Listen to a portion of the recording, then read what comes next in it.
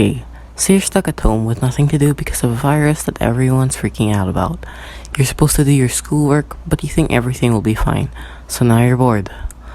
Well, I've got this book called Midnight's Children by Salman Rushdie that I've got to catch up on, so I'll introduce it to you too. We'll talk about the first part up to the beginning of the second book. Here are chapters 1, 3, 5, 7, and 9. Chapter 1, The Perforated Sheet. So we've got our main character, Selim Sinai, who was born on the day of India's independence, but that's not as cool as it gets. He was born as soon as the hands on the clock all pointed at 12. Anyways, he talks about his grandfather, Adam Aziz, who apparently went to Germany for 5 years to study doctory. The setting is around 1915 in Kashmir. While he was meditating because he's Islamic, he hit his nose and bled 3 rubies and cried diamonds. Because of this, for some reason, he swore to himself to never bow down to a god ever again, leading him to get a hole in his chest. So he meets a boatman named Tai and learns that a daughter of a landowner is sick. He goes into the mansion to help the girl and helps her, but what's weird is that all the time, whenever she's sick of something, there's a sheet held by 2 muscular women with a hole in it so that she can cure her of whatever she needs. Eventually, he falls in love with Nasim, which is the girl, and they get married. Woohoo! Chapter 3, Hit the Spittoon. We get closer to finding out who Salim's parents are and jump into the future in 1947, 2 years before he was born. Adam follows a guy named Mian Abdullah, also known as the Hummingbird, who spreads happiness to those who follow him in the entire chapters about his secretary, Nadir Khan. Hummingbird and his secretary encounter some assassins who have crescent-shaped knives, and what he does is that he hums. He hums so high that one of the assassins' eye breaks, and the dogs who can hear the humming run all the way to the area.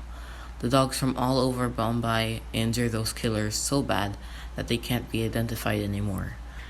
Abdullah may have died, but Nadir Khan escaped, being found by Rashid, the rickshaw boy, and ends up staying with the Aziz family. Now we go to Chapter 5, a public announcement.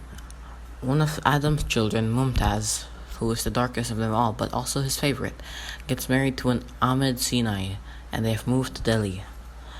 Mumtaz tried to fall in love with Ahmed, so she focused on loving one part of him every day, just like Adam looking through the perforated sheet. One day, 2 of Ahmed's business associates, Mustafa Kemal and SP Butt, tells him of a fire at one of his warehouses. They say it was set by an anti-Muslim organization named Ravana, also known as Many-Headed Demon. But we won't talk about that today. On the street, there was a man named Lifafadas who always brought a peep show box for everyone to look into the sea of the world.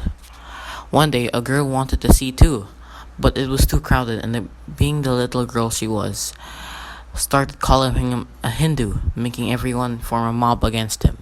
He runs until Amina brings him in, making them stop by saying that by killing him, they'll have to kill her, who is actually a woman with a child. 3 down, 2 to go. Chapter 7, Methwold. Selim was born when the Sinais moved to Bombay, in an estate that once belonged to a man named William Methwold. He says that although he may have never met him, he's a man he can't forget. Ahmed and Amina buy the house on 2 conditions set by him. 1, they must buy everything that is in the house already, and 2, that the actual pay exchange must occur on August the 15th, like an Englishman leaving his property in India. It is the day that the English must let India have their independence. Even though Methwold will be leaving, the other people living there unknowingly follow his traditions, like a cocktail hour at 6 p.m., and they keep some of these things after he leaves, possibly meant to be like India following some English traditions that they left.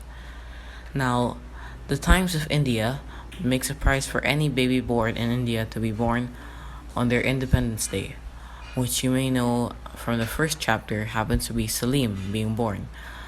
But something happens that day which I can't tell you unless you read the book itself. Now we're on the last chapter, The Fisherman's Pointing Finger. Now, this may not be much to talk about, but it's the first chapter with Selim being born, excluding him narrating the story, of course. Padma gets mad at Selim for using the word love referencing her, but he says that he should start writing again. He begins explaining about a painting of Walter Riley that hung above his crib. He says that the people didn't expect him to be seeing through a baby's eyes, which he did. He starts off the story when they bring Selim home from the hospital, and during that time, discussed in the last chapter, Ahmed's toe got hit by a chair. Because of this, he got into fights with his wife, who was always with Selim, and he turned alcoholic, getting his secretaries to get drinks from him. Eventually, Ahmed and his neighbor, who was supplying the alcohol, Dr. Narlikar, schemed together to reclaim the land from the oceans using tetrapods. The government sends Ahmed a letter saying they froze his assets, and the chapter ends here. Thank you for watching my summary on chapters 1, 3, 5, 7, and 9 on Midnight's Children by Salman Rushdie.